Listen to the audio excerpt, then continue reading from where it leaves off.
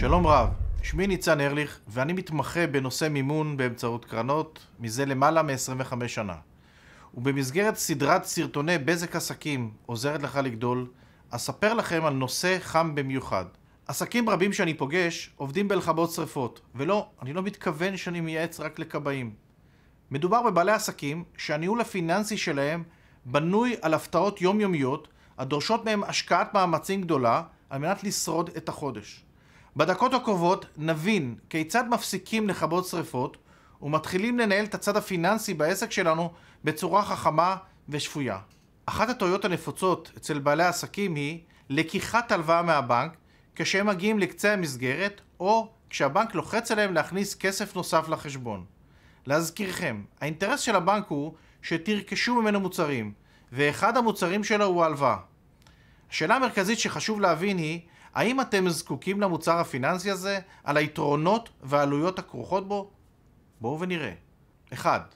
למרות שכנראה זוהי אמירה שנשמעת מעט כמו תקליט שבור, זוהי עדיין האמת הכי חשובה בניהול פיננסי. יש לבצע בקרה יומיומית, עד כמה שניתן, על תזרים המזומנים ולא להיות מופתעים.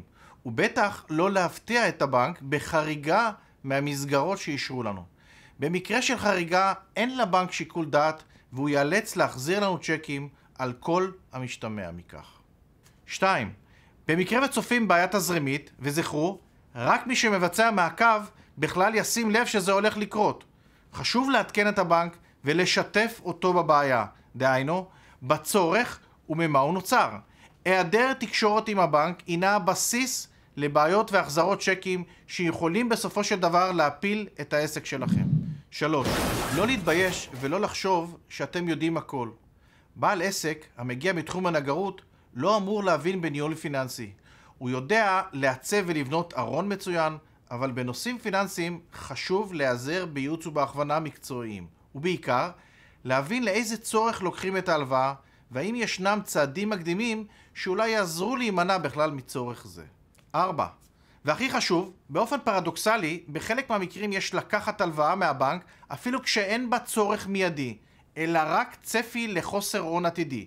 היתרון בכך הוא שכאשר הבקשה מגיעה במצב רגוע וללא לחץ, קיים סיכוי גדול יותר שתקבלו מהבנק הלוואה בתנאים נוחים יותר. לסיום, חשוב לזכור, הלוואה לוקחים כשיכולים ולא רק כשצריכים. בהצלחה בעסקים.